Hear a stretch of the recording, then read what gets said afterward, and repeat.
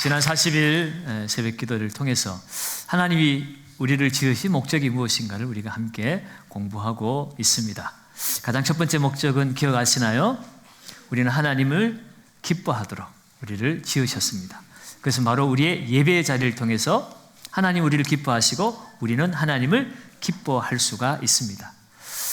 두 번째로 우리를 지으신 하나님의 목적은 하나님을 사랑하는 것과 같이 똑같이 이웃을 내 몸처럼 사랑하더라고 하나님 우리를 이곳에 보내셨습니다. 그래서 우리는 특별히 교회 안에서 성도 간의 교제의 공간을 통해서 서로 사랑을 실천해야 함을 배웠습니다. 그리고 세 번째 목적은 우리는 하나님을 닮도록 창조되었습니다.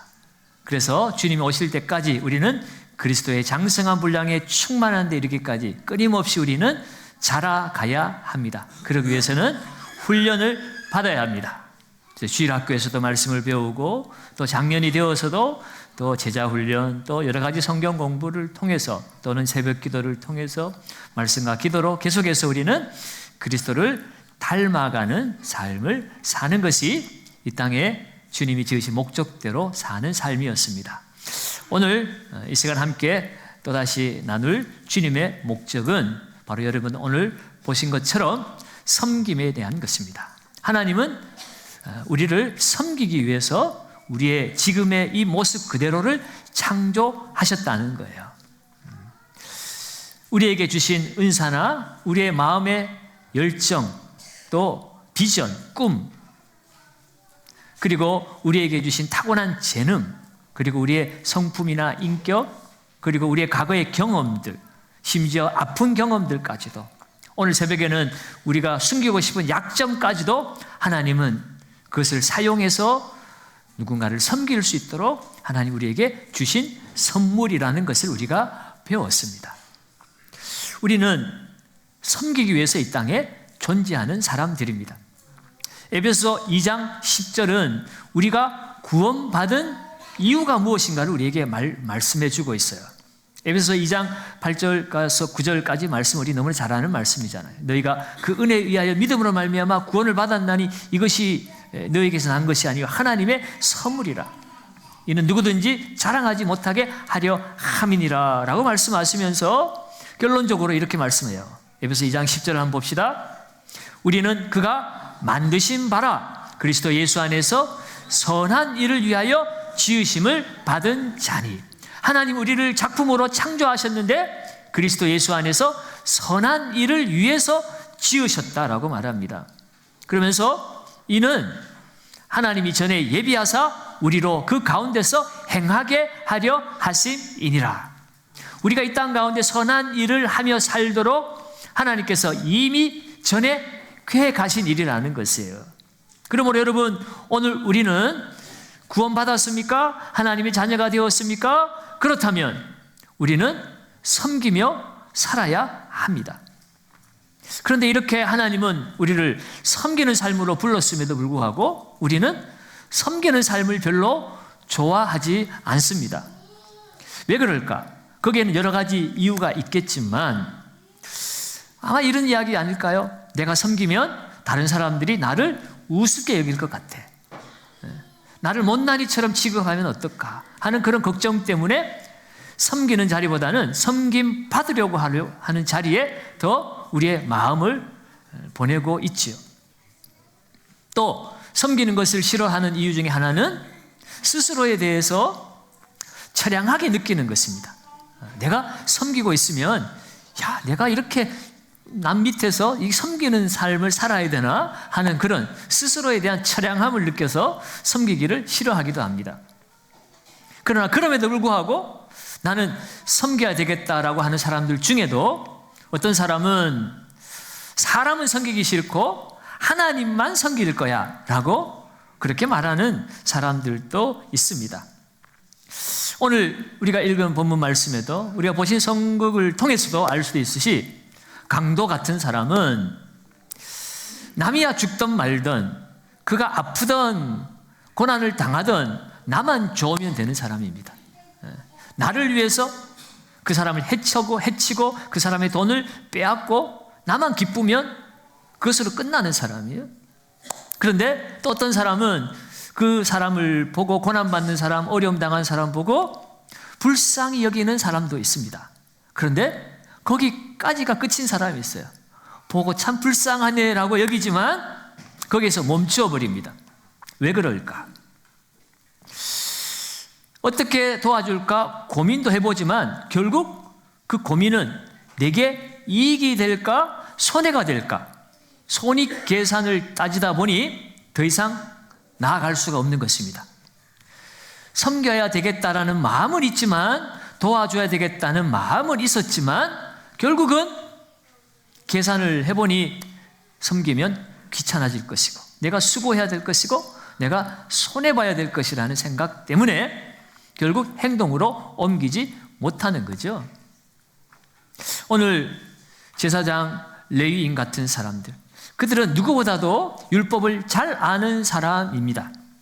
그리고 누구보다도 율법대로 살아가던 사람들이었어요. 그런데 그들은 종교 지도자로서 어려움 당한 사람들을 누구보다도 돌봐야 될 것을 아는 사람임에도 불구하고 그들은 오히려 죽어간 사람, 그들을 보고 피하여서 도망을 갔습니다. 그들이 왜 그랬을까? 여러분, 레위기 21장 1절에 보면 죽은 자를 만지면 그 만진 사람도 부정하게 된다고 그래요. 그래서 부정하게 된 자는 하나님의 공동체에 들어갈 수가 없고, 특별히 하나님의 전에서 섬기는 제사장이나 레위인들은 그 부정하게 된 기간 동안에는 하나님께 나아가서 예배를 드릴 수가 없었습니다. 그러다 보니 이 제사장과 레위인도 섬기고 돌보는 삶보다 내가 제사 드리지 못할까 봐, 그 공동체에서 떨어져 나갈까 봐 그렇게 계산을 하고 섬기지 못했던 거죠. 여러분, 어떻게 하면 우리는 이 모든 우리의 섬김을 방해하는 그런 것들을 물리치고 온전한 섬김, 기쁨의 섬김을 감당할 수 있을까요? 그러려면 우리 안에 예수 그리스도의 마음을 가져야 합니다. 빌립보서 2장 5절에 보면 주 예수의 마음을 품으라 그랬어요. 그 마음은 어떤 마음입니까? 그 6절 이하에 보면 그는 하나님의 본체시나 하나님과 동등됨을 취할 것으로 여기지 아니하시고 오히려 자기를 비워 종의 형체를 가지사 사람과 같이 되셨고 죽기까지 복종하셨으니 곧 십자가에 죽으심이라. 예수님은 우리를 위해서 자신의 권리를 포기하시고 낮은 자리로 겸손하게 내려오시고 죽기까지 섬기셨습니다. 그래서 주님이 이 땅에 오신 목적을 주님이 스스로 우리에게 분명하게 말씀을 해주셨어요. 마태복음 20장 28절을 봅니다. 같이 한번 읽습니다. 인자가 온 것은 섬김을 받으려 함이 아니라 도리어 섬기려 하고 자기 목숨을 많은 사람의 대속물로 주려 함이니라. 아멘. 예수님의 말씀이세요. 예수님 자신이 오신 그 목적에 대해서 나는 섬김 받으러 온 사람이 아니고 섬기러 온 사람이다.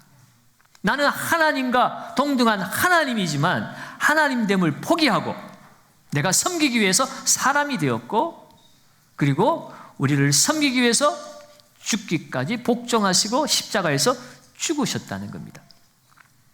자기 목숨을 많은 사람의 대속물로 주려 함이니라. 그 예수님의 죽으심, 예수님의 섬기심 때문에 오늘 이 자리에 저와 여러분들이 계신 줄로 믿습니다. 예수님의 섬김이 없었다면 우리는 감히 하나님을 아빠, 아버지라 부를 수도 없을 것이며 이 자리에서 감히 하나님의 이름을 부르며 예배할 수가 없습니다. 여러분, 우리가 예수님의 자녀가 되었습니까? 그리스도인이 되었습니까? 그리스도를 닮아가는 사람, 그리스도에게 속한 사람, 그리스도와 함께하는 사람이 되었습니까? 그렇다면 우리는 주 예수의 마음을 품어야 합니다. 예수님이 섬기신 것처럼 우리도 이 땅 사는 동안 섬기며 살아야 합니다. 어떻게 우리는 우리 자신을 부인하고 예수님처럼 섬기는 삶을 살 수가 있을까요? 오늘 우리가 읽은 말씀을 중심으로 해서 오늘 다른 사람을 섬기기 위해서 우리가 가져야 될 4가지 단계에 대해서 함께 오늘은 말씀을 나누려고 합니다. 우리가 온전히 섬기려고 하면 첫 번째로는 주변 사람들의 필요를 볼 줄 알아야 합니다. 그것은 우리가 관심이라고 말할 수 있습니다. 그냥 보고 지나가는 것이 아니라 그 사람의 필요를 주의 깊게 보는 것입니다. 관심이라고 하는 것은 어떤 사물에 대해서, 어떤 사람에 대해서 내 마음이 끌려서 주의를 기울이는 것을 관심이라고 그래요. 그냥 보여지는 것은 그냥 보여지는 것이고, 관심은 주의를 기울여서 그 사람의 필요를 보는 것이 관심이에요.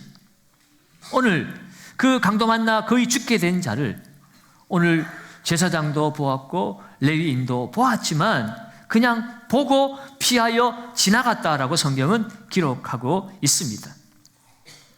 강도는 말할 것도 없고 멀쩡한 사람 그냥 두드려 펴놓고 그냥 좋다고 가버렸고, 오늘 이 고통당하는 자를 제사장과 레위인은 보았지만 관심을 두지 않았어요. 그 사람의 필요를 보지 않았어요.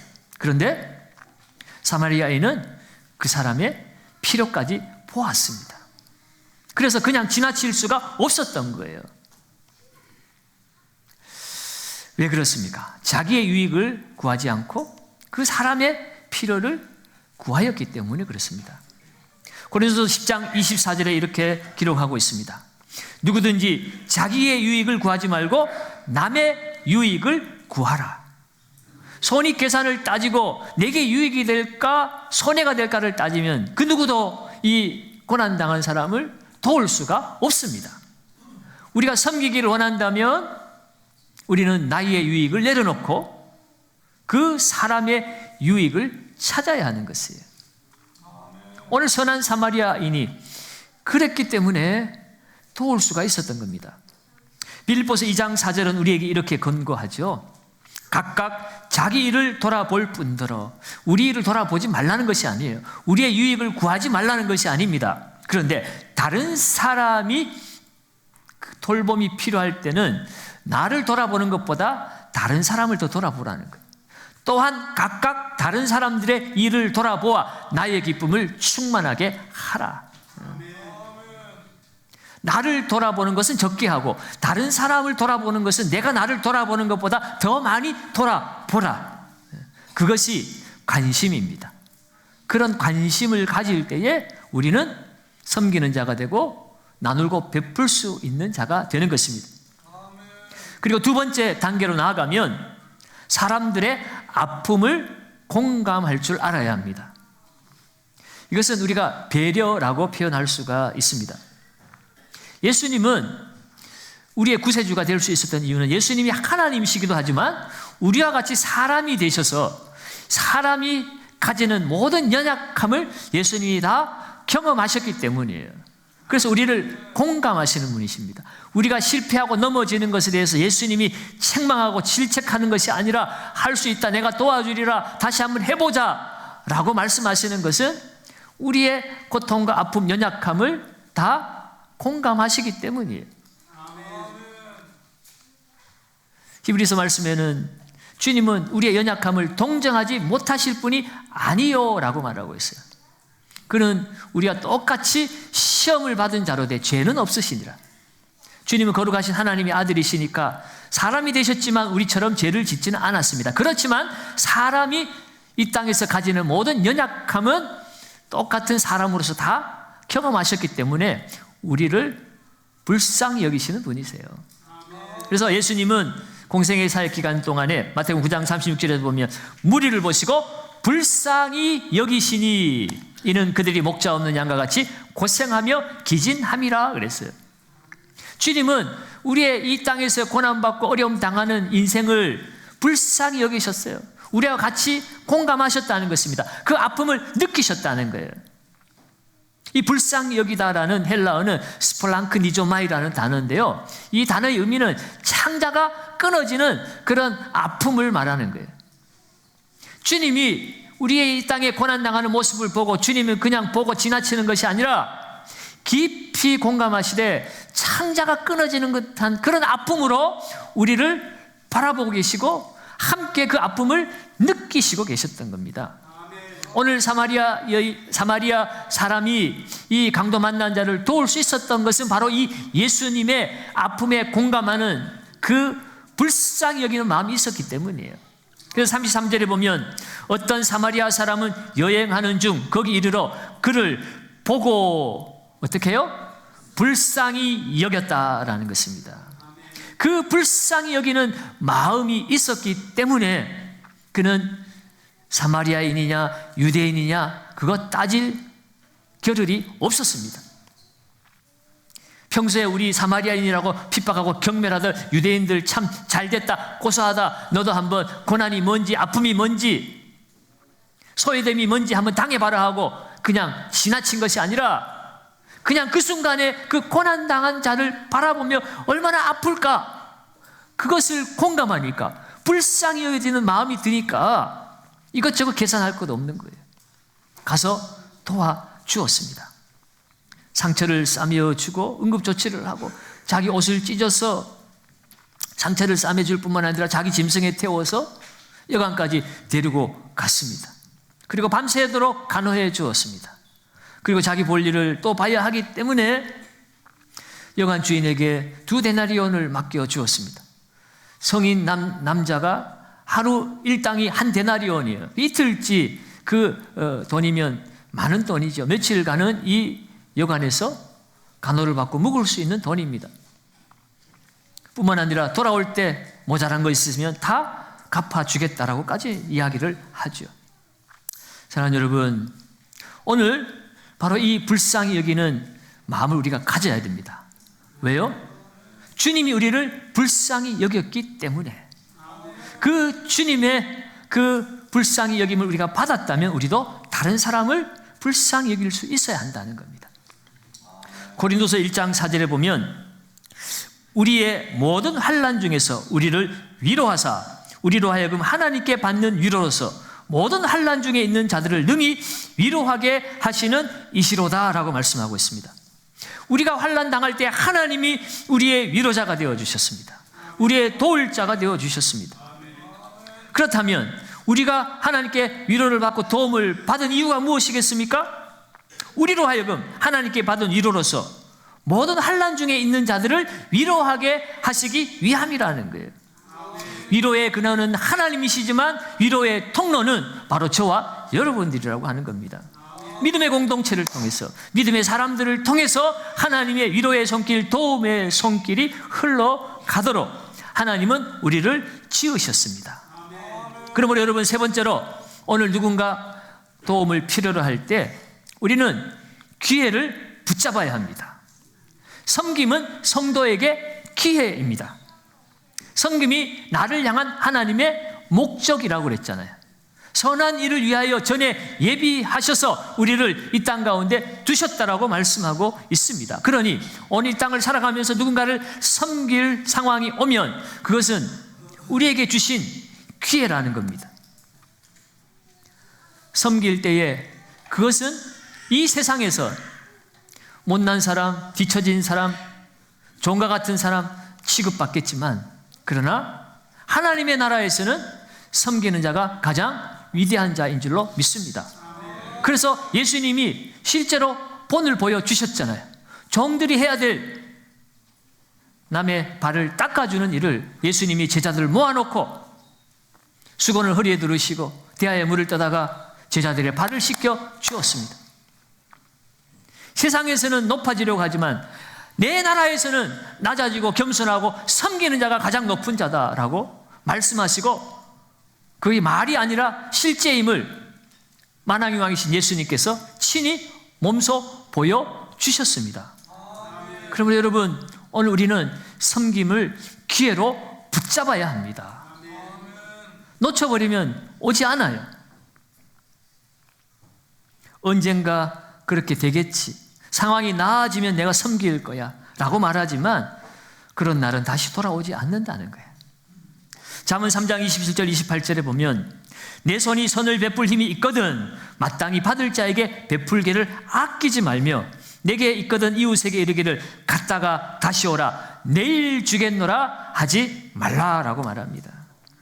여러분, 나중에 형편이 되면 할 수 있다가 아니라 지금 할 수 있는 대로 최선을 다하면 되는 거예요. 불완전한 섬김이 최선의 계획보다 낫다라는 말이 있습니다. 계획해서 다 계획이 되고 다 준비가 되면 그때 하는 것보다는 그때는 돌아오지 않을 수도 있어요. 지나가 버릴 수 있습니다. 그 섬김의 기회가 다른 사람에게로 갈 수 있어요. 내가 지금 부족해도 불완전해도 지금 하는 것이 낫다는 겁니다. 세상에서는 그런 말도 합니다. 준비가 되지 않았으면 시작도 하지 마라. 실력 없으면 뛰어들 생각조차 하지 마라 라고 말합니다. 그러나 그것은 세상의 말이고요. 주님은 한 번도 우리에게 준비 안 됐으면 시작하지 말라고 말씀하지 않습니다. 내게 능력 주시는 자 안에서 내가 무엇이든지 할 수 있다. 내가 너를 도와주리라. 내가 의로운 손으로 너를 붙들리라. 하라고 하는 거예요. 하라고. 자로나 우로치나 치우치지 말고 주님을 신뢰하면서 말씀 붙들고 순종하며 나아가라. 나아가면 열릴 것이다. 믿음으로 요단 강물을 밟을 때에 강물이 끊어지는 것입니다. 믿음으로 여리고성을 돌 때에 어느 순간이 무너지는 것입니다. 내가 힘이 있을 때, 능력될 때 하려고 하면 그날은 오지 않습니다. 주님의 뜻이기 때문에, 주님의 목적이기 때문에, 주님이 내게 섬김의 기회를 주셨을 때 내가 하면 열리는 것이에요. 그리고 그것은 큰 상급으로 내게 돌아올 줄로 믿습니다. 그리고 마지막 섬김의 네 번째 단계는 희생입니다. 다시 말해서 대가를 지불해야 합니다. 예수님은 우리를 섬기기 위해서 대가를 지불하셨어요. 자신의 목숨을 십자가에 고난받고 죽으심으로 우리를 대속해 주셨습니다. 예수님 자신이 희생제물이 되어 우리를 위해 대가를 치르셨기 때문에 그 대속의 은혜로 우리가 오늘 이곳에 있게 되었습니다. 희생 없이는 섬김을 이룰 수가 없습니다. 오늘 사마리아 사람도 섬김의 대가를 치루었죠. 앞서 말씀드린 것처럼 데나리온 둘을 맡기고 또 돌아온 다음에 부족한 것도 기꺼이 자기가 치르겠다고 말하고 이미 그는 대가를 치루었어요. 이미 자신의 스케줄이 펑크가 나버렸잖아요. 비즈니스 하는데 약속이 아무런 연락 없이 끊어지면 신뢰가 끊어질 수 있고 거래가 끊어질 수 있어요. 그런데 자신의 이익보다는 내게 지금 섬길 수 있는 그 기회를 붙잡고 자신의 유익을 희생했어요. 사랑하는 여러분, 오늘 주님께서 이 비유의 말씀을 당시의 율법 교사에게 알려주셨습니다. 오늘 우리에게도 지금 교훈하고 계신 것이에요. 그 율법 교사에게 비유를 마치고 뭐라고 얘기합니까? 내 생각에는 이 세 사람 중에 누가 강도 만난 자의 이웃이 되겠느냐? 이 질문을 받고 말하면 제사장, 레위인, 이 사마리아인 중에 누가 율법을 잘 지켰느냐라고 질문하시는 거예요. 여러분, 제사장과 레위인은 율법을 지키기 위해서 강도 만나 죽어가는 사람을 외면하고 피하여 도망을 갔습니다. 생명을 살리는 일보다 종교적 순결을 지킨 것이에요. 시체를 만지지 않으므로 자신은 부정하게 되지 않았다고 생각할 수 있습니다. 그러나 결국은 그 사람들은 자기 자신을 지극히 사랑한 거예요. 율법은 하나님을 사랑하고 그와 똑같이 내 이웃을 사랑하라. 그것이 율법의 강령입니다. 율법의 정신은 사랑입니다. 그런데 가장 큰 계명, 사랑은 던져버리고 자신의 어떤 종교적 순결을 지킨다고 결국은 율법을 지킨 것 같았으나 율법을 어긴 사람이 되어버린 거예요. 사마리아 사람은 율법을 알았는지 몰랐는지 모르겠습니다. 율법을 잘 지켰는지도 몰라요. 안 지켰는지도 몰라요. 그러나 그것과 상관없습니다. 유대인이냐 사마리아인이냐 민족적 감정도 상관없습니다. 모든 것을 초월해서 그는 헌신적으로 하나님의 사랑, 하나님이 사랑하라고 말씀하셨으니 나는 사랑했을 뿐입니다. 하나님이 섬기라고 했으니 나는 섬겼을 뿐입니다 라고 말하는 것입니다. 여러분, 이 비유를 비유를 통해서요, 제사장과 레위인은 상대적으로 사마리아 사람보다 못된 사람이다라고 그것을 나타내는 것은 아닙니다. 어쩌면 당시에는 누구나 다 그렇게 행동했을 법합니다. 오늘 우리가 그 시대에 살았다면 우리도 제사장과 레위인처럼 당연하게 행동을 했을 것입니다. 그럼 오늘 이 말씀을 주시는 이유는 무엇입니까? 너희는 이 세대를 본받지 말고 하나님의 선하시고 기뻐하시고 온전한 뜻이 무엇인지 분별하여서 그 뜻대로 살라는 것이에요. 세상 사람들이 아니라 세상에 살지만 너희는 하늘의 시민권을 가진 그리스도인이지 않느냐. 세상 사람들처럼 살지 말고 그리스도처럼 살아라 라고 주님 말씀하시는 거예요. 그리고 너도 가서 이와 같이 하라라고 말합니다. 오늘 우리에게도 동일하게 주님 말씀하십니다. 너도 가서 이와 같이 행동하라. 너도 가서 다른 사람의 아픔을 공감하고 배려해라. 다른 사람의 그 아픔을 관심을 가져라. 가서 다른 사람을 섬길 수 있는 그 기회를 기쁘게 받아들여라.